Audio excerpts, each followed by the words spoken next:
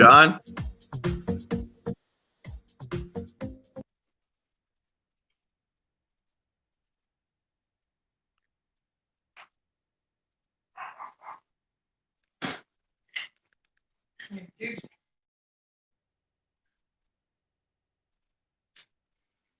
Oh, I can't hear anything for some reason. All right, what's up, everybody? Oh, there we go. Logical, plausible, probable. Live stream together real quick because not too long ago we realized that the debate that SFT and myself were supposed to have with Team Skeptic and Fight the Flat Earth was being canceled. Kind of. Well, actually, this is for the second time, right, SFT? Oh, this is the second time it's been postponed. I think it was supposed to be last Sunday, and then it was supposed to be today, and now apparently 2 weeks from now, but we're trying to get it for next week. So I don't know what it's all about. What do you think, John? Well, I don't know, man. To be honest, I hope nothing is actually going on with Fight the Flat Earth. He was talking about a family emergency. So if there is actually something going on, I do hope that whoever that family member is okay. The reason I'm mildly skeptical is, actually said SFT, second cancellation, and we're talking about two guys who talk a lot of trash and very often are, well, they're well known, shall we say, for being extremely insulting and getting to the point of dog cussing their opponents in prior debates. So I'm wondering if, since they've, for the most part, been taking on relatively minor league talent, shall we say, in the past, I'm wondering if they started to dive into actually learning about you and I, our approaches, and the fact that we're not exactly betas to, or as the one and only Jesse Lee Peterson loves to say, beta. I think you're onto something there. I've seen some of their past debates. I've seen their videos. Yeah, they like to take on flat earthers.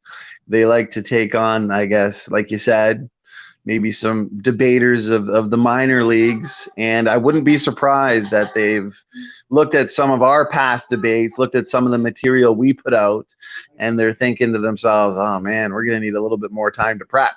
Because what's funny is, and yes, if Fight the Flat Earth has a real personal family issue, we hope for the best. We hope that it's a quick resolution, of course. But I'm just skeptical because last week it was canceled. This week it was canceled a couple hours before the debate. And me and you both put out a challenge in the email to debate Team Skeptic one-on-one, either one of us. So I find it hard to believe that both of them had, sudden issues that made them have to postpone or reschedule I apologize for the background noise. It's the kids' peak hour lunchtime, but this was important information to get out. Yeah, I don't know. I was actually trying to do some research for myself, and as I was going through their channels, pretty much all of their stuff is on flat earthers, and obviously there are some people who are intelligent designer advocates, creationists, etc. that are flat earthers. So I'm guessing that these two guys are expecting us to be the equivalent of a lot of their previous opponents. And it's I don't know, it's kind of cracking me up a little bit, to be honest. As I was trying to watch, I tried to make it through some of their debates, and It's tough. I'm just like, yeah, okay, but I'm just gonna, who knows if they're actually gonna, take the time to look into this kind of stuff, but like listen to this particular live stream. But if they do, I just want to give them a heads up that I am planning on equating them and their belief system to being even more out to lunch than the flat earthers. So I think it's going to be pretty fun to accuse them of being more bizarro in their thought processes than a flat earther. And yeah, I'm guessing. Here's my prediction. So when we go down that rabbit hole, if we actually end up having a debate, we go down that path, I am going to just predict here and now that it will turn into an immediate trigger factor for them, and will probably degenerate their responses into sentences with a few words surrounding their F-bombs and such that will be directed towards us. What do you think? what do you think about my prophetic thoughts here? You know what? I think, well, that's what science is all about, Brother John. That's, making testable predictions. And hopefully this one is testable, and hopefully it's rescheduled for next week. And I think you're right. I think with whom they've debated in the past, they're in the arguments, I guess, that have probably been put forth to them, the questions, the challenges, like I can say for you in the audience, like I put together some really, I mean, we both did. We've been strategizing for this. So we put together some really difficult challenges and questions for them, where I would say your prediction is probably going to be more or less accurate. I'm sure the debate is going to turn into a debate of denialism from their part. Yeah, I would say it's a fairly, that's also a fairly testable prediction you just made there, SFT. I'm anticipating they're going to expect us to come out with a lot of the more traditional arguments, if you will. And I know from you and I's conversations offline and, some of the things that we've been discussing and looking into, I doubt they're going to anticipate, let alone even be aware of, at least several of the angles that we're going to come at him from. Would you say that's a based on, don't want to give away too many spoilers on it just yet, but based on some of the things that I talked about yesterday as we were outlining our strategies, would you agree with me that they're probably not going to see quite a few of those coming? No, I don't know they exist. I think 99% of the arguments they're not going to see coming. My big fatal blow argument was going to be this, though. So hopefully they're ready for it. I was going to ask them, if we evolved from monkeys, why are there still monkeys? Just, but what's funny is these are the types of arguments that they're kind of used to, right? So once we come at them I tell you, and obviously for those watching, SFT is actually joking about that one. Although I do think that there is a extenuation of that question that actually has some serious relevance to the overall topic, and that is, so there's supposedly all this fossil evidence from billions of years ago, hundreds of millions, etc. We have supposedly all this fossil evidence for monkey to man evolution, but there is absolutely zero, to my knowledge anyway, of the common ancestor pre-human chimp split. And it's kind of like when you kind of think about that, it's like, wait a minute, wouldn't that actually be the most relevant piece of evidence you would need? I don't know what you think about that, SFT, but I was kind of pondering that whole premise. Well, I'm like, that seems to me like that would actually be the ultimate piece of KO punch towards us if they had that, right? If you could actually show that that piece, but to my knowledge, there's absolutely zero. Well, the thing is, if you look at their diagrams and their charts and all their phylogeny, that's where their node is, right? Roughly 6 million years ago is where we split, us and the chimps, from our most recent common ancestor, according to their story. So you'd think that that would be the most important fossil discovery. And David the other day admitted, and it was a question from yourself, that it hasn't been found and probably won't be found.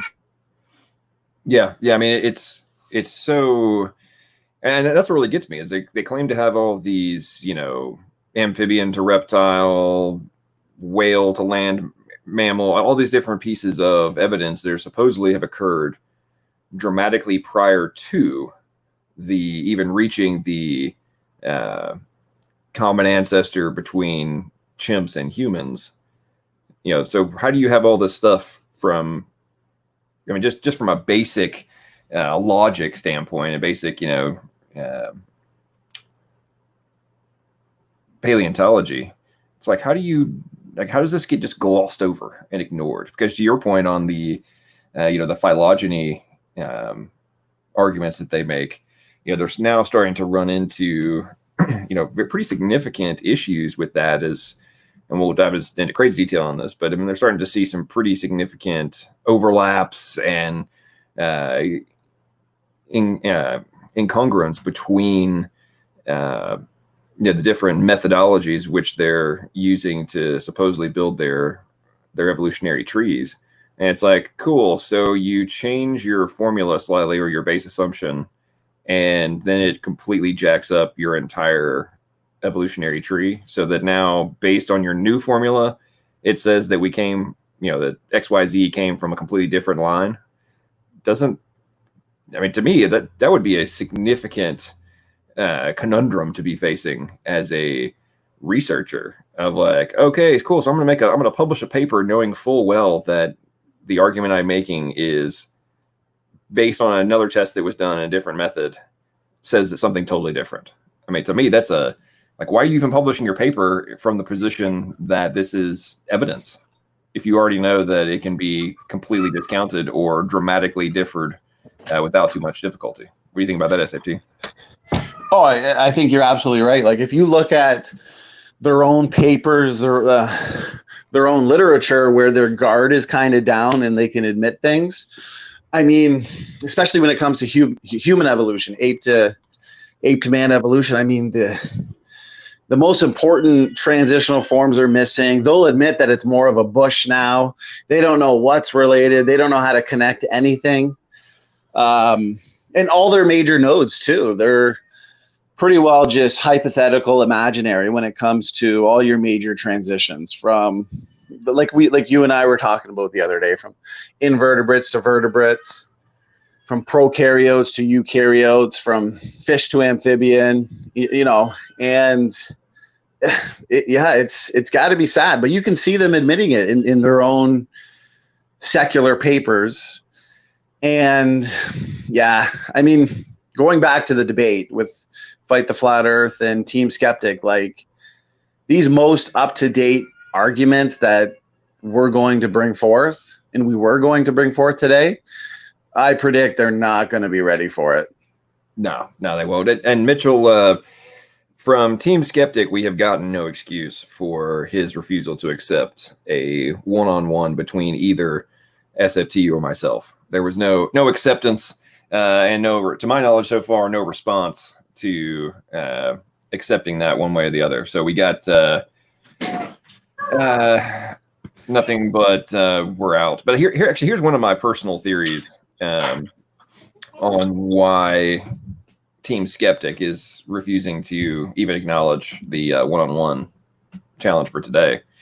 Is him and Fight the Flat Earth have started writing these like skit style opening statements where they finish each other's sentences and jump into the next paragraph. It's they're turning into some little like It's like they're giving Lovebird dialogues in their opening statements now.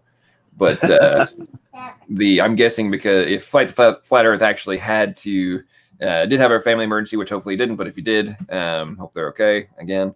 But I'm guessing that's probably one of the reasons that Team Skeptic was not willing to accept a one-on-one is their opening is, it's much too conjoined for him to stand alone. Yeah, exactly. Yeah, and I think, it sounds like they need each other for it because of their little, skit style openings that they're putting forth.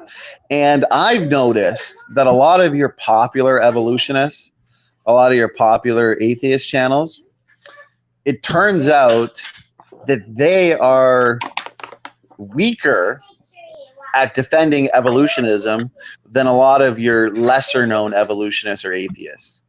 So although these guys have more of a following and they're more popular, they won't have, it doesn't necessarily equate to, that they're going to be able to put forth good arguments that we haven't heard before, or even be able to counter our arguments. So here's the thing. Hey, real quick, SFT. Hey, Refined Living, I know you're taking off, man. I hope you have a great time at I think you said you're going to the beach. If you're driving, I would strongly recommend you head over to at 3 Central Time, or sorry, 3 Central Time, 4 Eastern.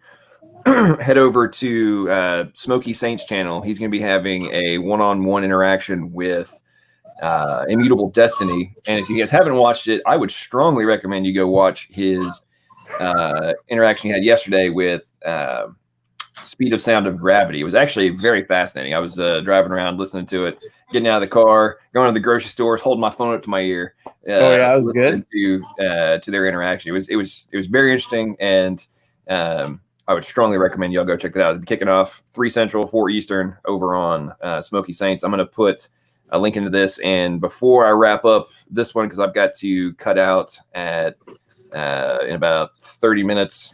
So here in about probably 15 minutes, I'm going to have Smokey Saint. He's going to hop on as well, give us a little teaser on what's going on over on his channel. And but what he and Immutable Destiny are going to be talking about today. So just quick heads up on that, everybody. Make sure you don't miss that. Be very much worthwhile.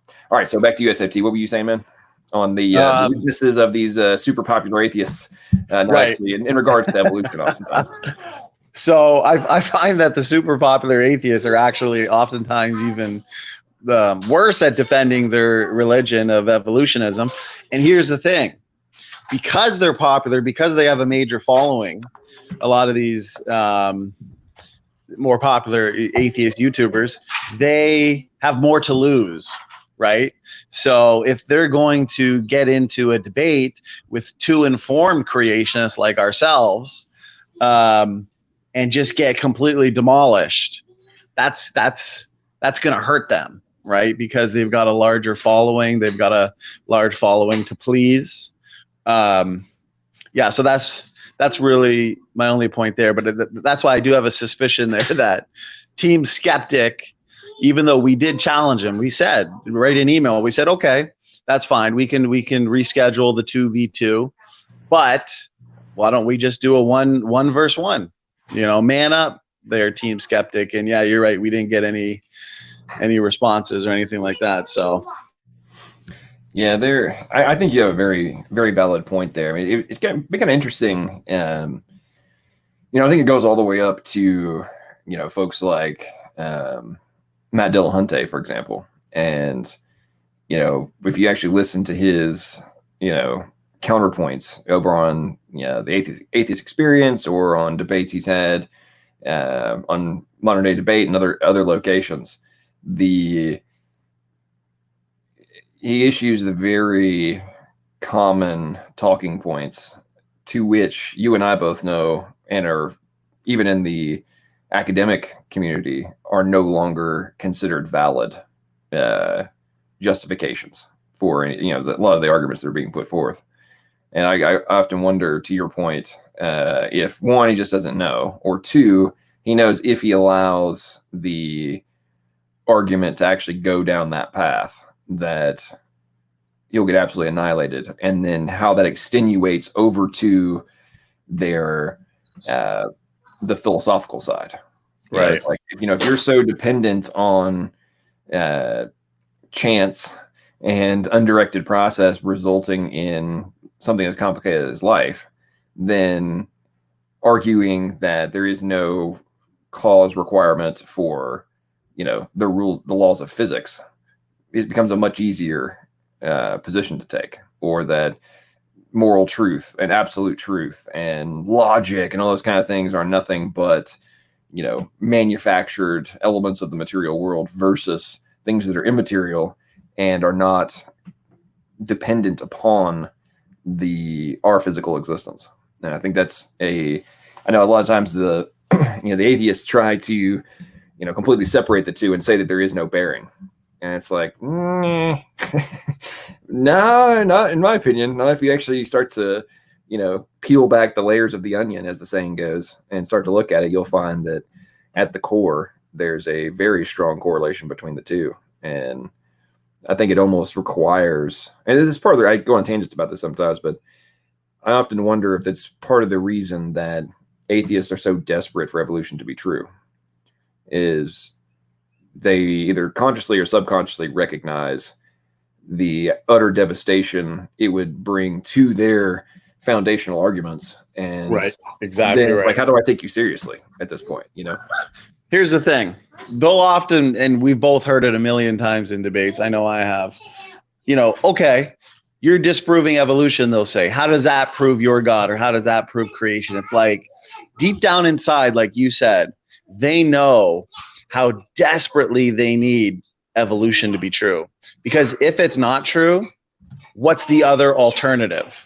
That by itself, you rule out the one, well, then clearly special creation is looking a little bit more valid. And they know that. They desperately need evolution because that's all they have. Yeah, it really makes me begin to truly wonder about the point I make regularly. Is this in our debates, is this a willing suspension of rational thought?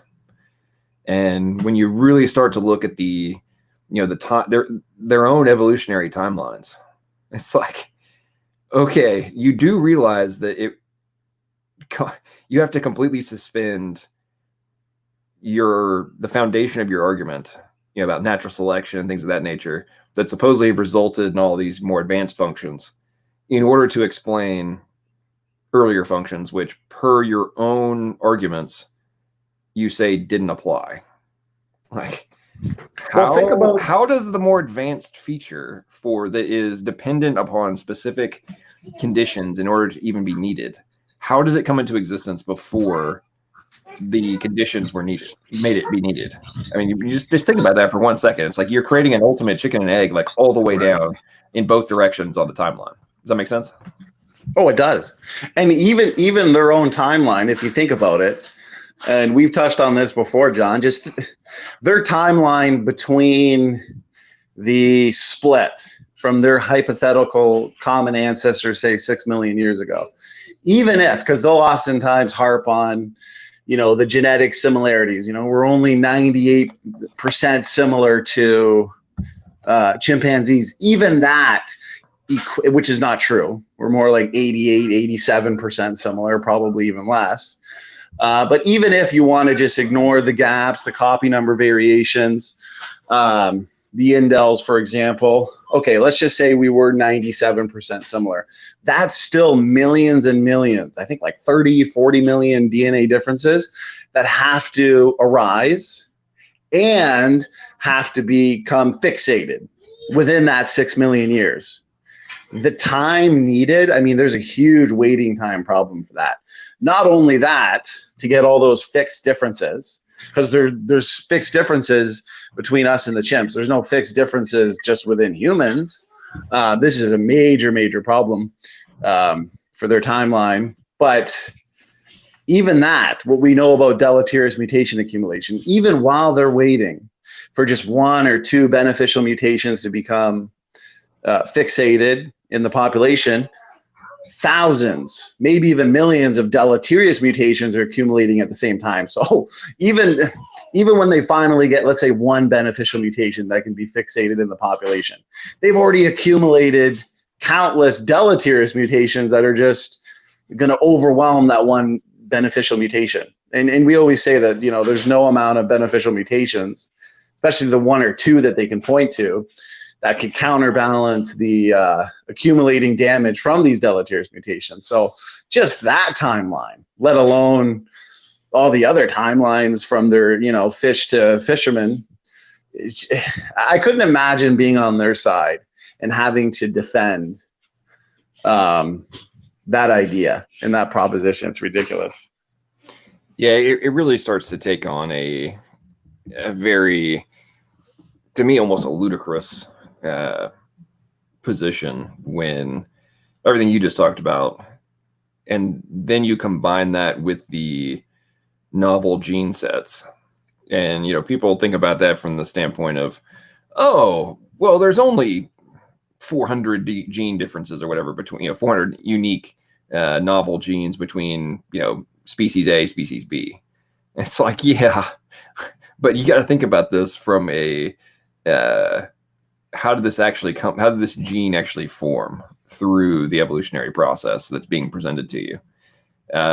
We now know this plethora of studies on this, that a single point mutation in a gene causes so many different diseases. It's nuts.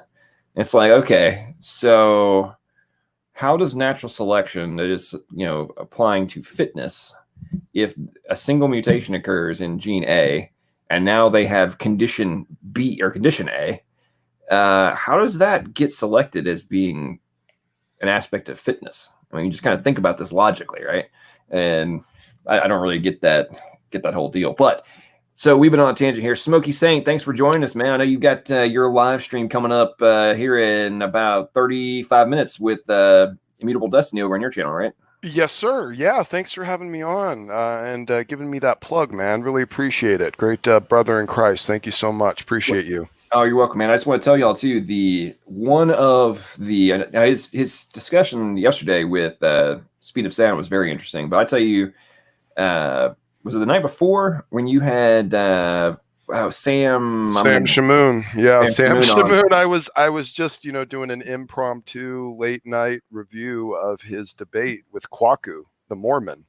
And just out of the blue, my mod on my channel, Slam RN, and she gets around on a lot of the apologetics channels and knows a lot of those people, I guess, had messaged Sam and said, hey, you know, there's this guy doing a review of your debate. And so he just popped into my chat. I invited him into the stream, and we had an amazing, incredible, deep 90 minutes of amazing conversation. That's what I was going to say, folks. And praise, if you're still in this, I think you would absolutely love listening to that Sam and Smokey's conversation. I tuned into that. I think you guys probably been talking for about 20 minutes. I couldn't turn it off. I kept listening. It was some deep stuff. Also, it was very understandable, but the way the two of these two guys interacted and were building on each other's explanation of some of these things, both from just the theological perspective as well as diving into, you know, psychology and just the way that, you know, really started to explain a lot of things about the both things from the believer perspective as well as the atheist perspective. And absolutely, I would strongly recommend that. And Sam he's a pretty well-known person in the very well known in the apologetics world. So I know Smokey was I know he was over there, I can't believe I'm getting the chance to talk to this guy right now. But I'm telling you, man, you guys should go check that out. It was phenomenal. I was floored by that. I could not have imagined such an incredible blessing as something, and especially even, you know, just the auspiciousness of it. You're sitting there doing a debate review of someone's debate, and then they just pop in. You know, and you can have a conversation with him impromptu about. I mean, that alone was amazing. Let alone that it was Sam Shamoon himself. And I mean, that guy he has just an incredible gift, because he'll just sit there and you can go through a topic and he'll just pull verse after verse after reference after reference. I tell you what was hitting me when I was listening to you guys. That he has to have a photographic memory. He has to. The way he was being able to do the instant recall and like chapter verse. Oh yeah. What the verse said. I'm like, wow. Hey, real quick, Smokey, sure. SFT says to give you his regards. And by the way, SFT, if you would like to do a stream and even a conversation, we could spitball young earth, old earth stuff. If you're interested, just reach out to me on my channel, or John's got my contact info, so just reach out to me and we can even have a chat if you like on stream. I'd be happy to do that with you. Yeah, man, as you're talking about Sam on the recall side, part of the reason it was sticking out so apparently to me is, one, just how rapid it was, but I was recognizing from the days before my brain surgery, when I didn't have a full photographic memory, but I had partial, and I used to be able to do the exact same thing, and just the instant recognition, and you were remembering something, you were looking at it in your own mind. Absolutely. And you know, I had that when I was younger myself, and I've lost it over the years. Well, I mean, I lost it. I should say it's kind of changed forms. You know, I don't have the ability to usually pull back immediate references, but I'll remember what it said. Right. But I'll have to go back and pull the reference to find out exactly where it was said. But I remember, you know, with good comprehension, 78 to 80% of what I read, you know, and I'm able to recall it. I just might not be able to tell you exactly where, but I might be able to find it, but I know it's there. Yeah. It is it's one of those factors of getting older too, right? Yeah, it is. I know this information is hanging out in my synapses somewhere. I just have to extract it. Oh, and by the way, just to give my little take for SFT, or praise if they're here, on the continuing argument of the perspective of the evolutionary theory, and we had breached it just a little bit with the Cambrian explosion the other day, and just I wanted to give my take on just a philosophical end for you guys to consider as well. You know, they are trying to cram the entirety of evolutionary phylogeny into basically a 10 million year window because of the Cambrian explosion. Now, perhaps, if all life on Earth happened to reproduce like bacteria, with thousands and thousands and thousands of offspring and very, very short intervals, with, you know, low thresholds of survivability, so that many mutations could potentially take their selective order and rise to the top while everything else dried out and died out. That would be fine. But that's not how life evolves. And you have complex organisms that have long life cycles with smaller groups of offspring, and yet they are supposedly manifesting into even more complex life forms with absolutely zero ability to account for a time scale whatsoever that makes that make sense. Yep. And I won't give away this spoiler, but you know, the thing when you and I were chatting earlier, when I said there was an even bigger one than the one I texted you about. Yeah. Oh, brother. Okay. So you're gonna crack up when I eventually unveil this. I can't because wait. It's directly related to the Cambrian explosion you just brought up. Absolutely. And it's an attempt to explain the new body plan generation. Ooh. And I'm telling you, man, when I tell you this, when I explain all this to everybody, y'all are going to just hear it and want me to repeat it and be like, they think what? It's that exciting, man. Hey, I'm looking forward to that. I was reading a paper on this last night, and I kid you not when I said I probably reread that sentence 5 or 6 times just to make sure I wasn't misinterpreting it. Well, and you know because it almost, I mean, it was a short sentence, and I skimmed over it, and I'm like, wait a minute, what? Reverse, went back, read it again, like, no. Okay, like, let me read the sentence before. Maybe I'm taking this out of context, you know. And you know what? When I tell you, brother, you know, and this is actually what I'm kind of jazzed about our next debate, is they really left it nice and open-ended for us, because I don't know if you saw their emails, but it said that the topic that they're deciding that they want to push for is, does the Christian God exist? They just absolutely opened the door 100% for any of your best fine-tuning arguments to be presented, because they said, does the Christian God exist? And we claim only the Christian God and the type of mind, the non-temporal genius of which we are referring to, would be capable of the complexity with which we are referring. Yeah, that is interesting. I hadn't looked at that one. I'd seen some of their emails, but I hadn't. Yeah, so I mean, I've breezed through them on the few ones that have come in. I'm like, okay, but I know those two are just chomping at the bit for a attempt, an attempt to regain some of the ego that was. I would just say it's a fair position to take that you and I pretty well shattered them in our first debate. And imagine this now. Imagine them having spent all last debate and all the little cult followers in chat saying how cowardly we were to not debate the Christian God, only to have us show up and do exactly that and yet school them again. Just imagine the reaction of the triggering of the chat in that one. We're going to make James rich with that one. I'm telling you, brother. You know, I was very surprised at the turnout for our first one. I think at one point we had well over 300 people watching.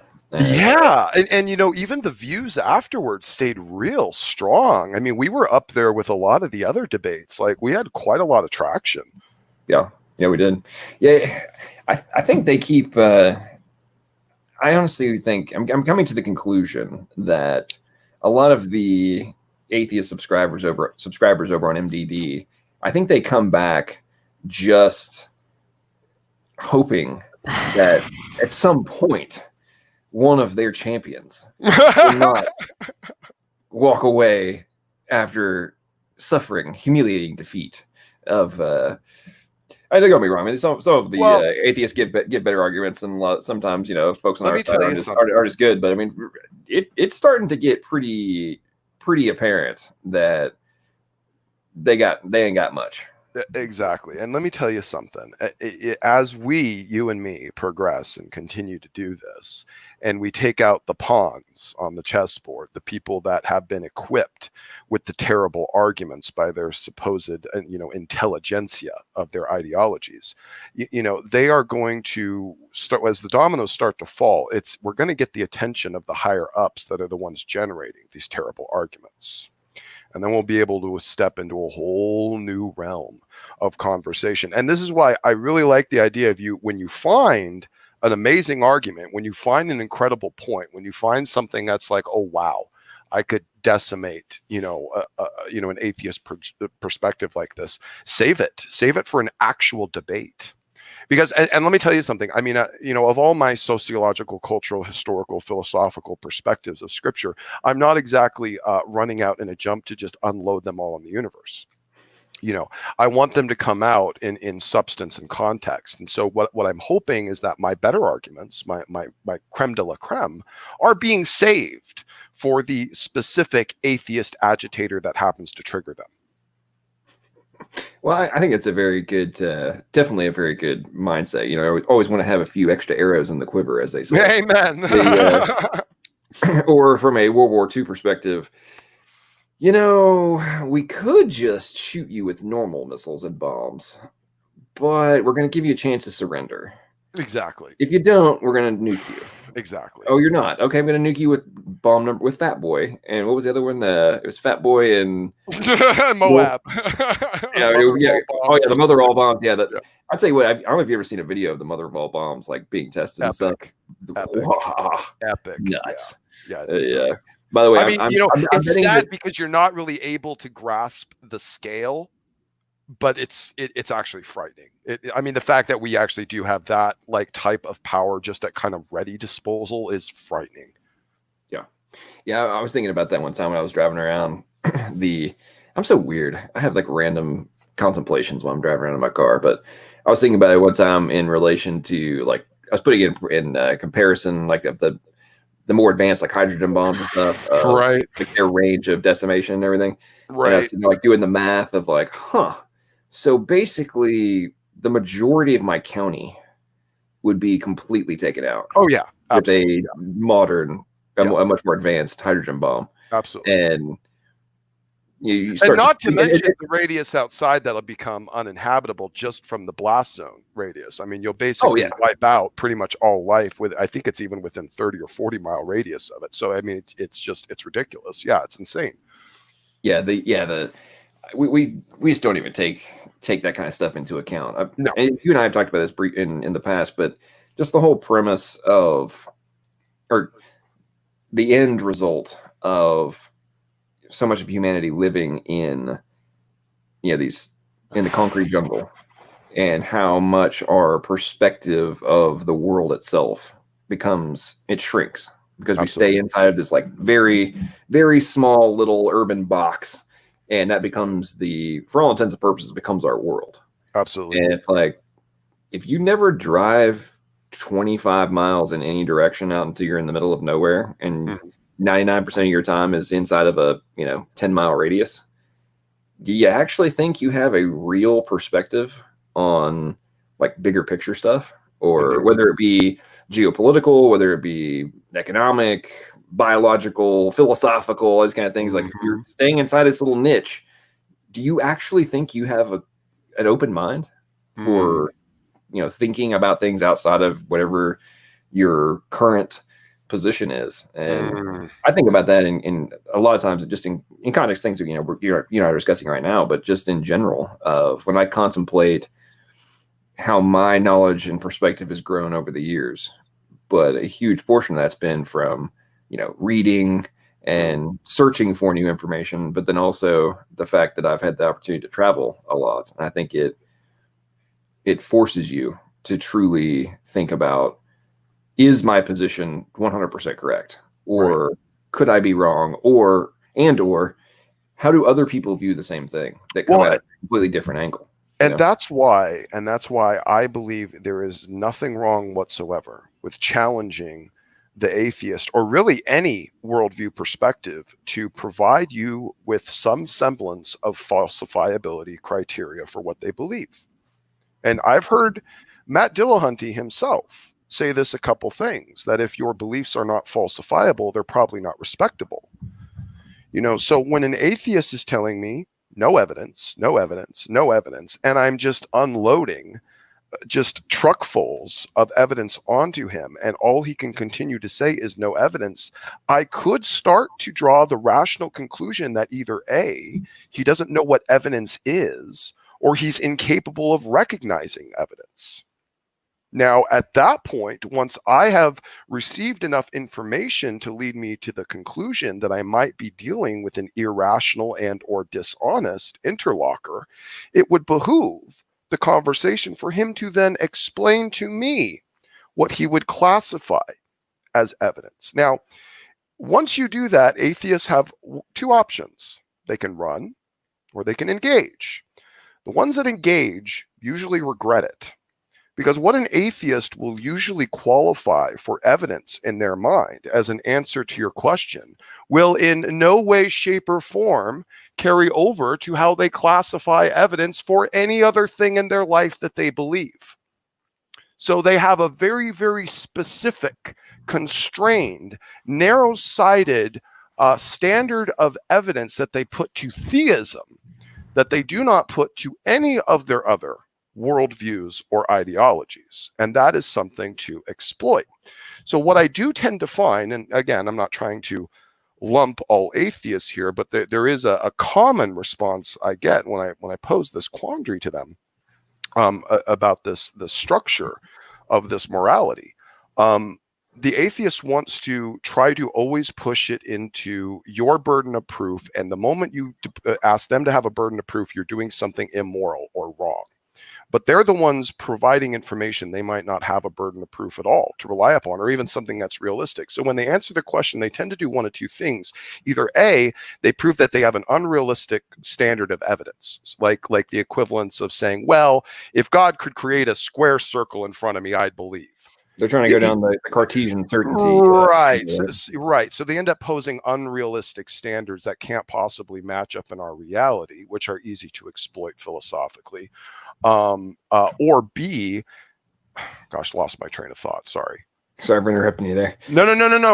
I'm glad you did. I just know my brain, man. It's me. I haven't had all my coffee. Well, here's what we got to tell everybody, because I have to do a hard break here. Oh, sure. No, that's fine, man. No, here's what I'm gonna do. So everybody, I just posted a link in the chat for the live stream that Smokey has coming up here in now 17 minutes. He's going to have a conversation with the Immutable Destiny, who you've actually heard me interact with, and SFT's had debates with, actually. But I've had him on my channel, and they're going to be discussing the rationality of the scientific and the supernatural. So I got a link there over to Smokey's channel. You want to go check that out? I guarantee you it's going to be interesting, and I'll be tuning in myself while I'm on the road, and I anticipate that.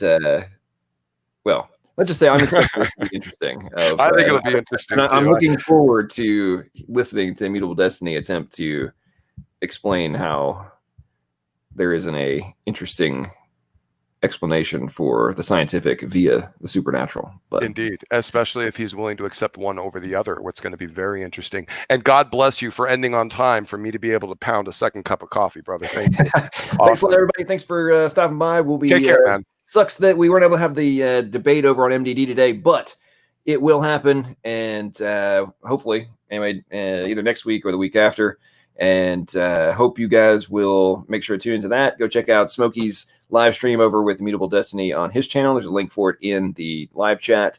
And as everybody considers these things and ponders the reasons for our existence, make sure that your conclusions are always logical, plausible, and probable. Thanks so much, guys.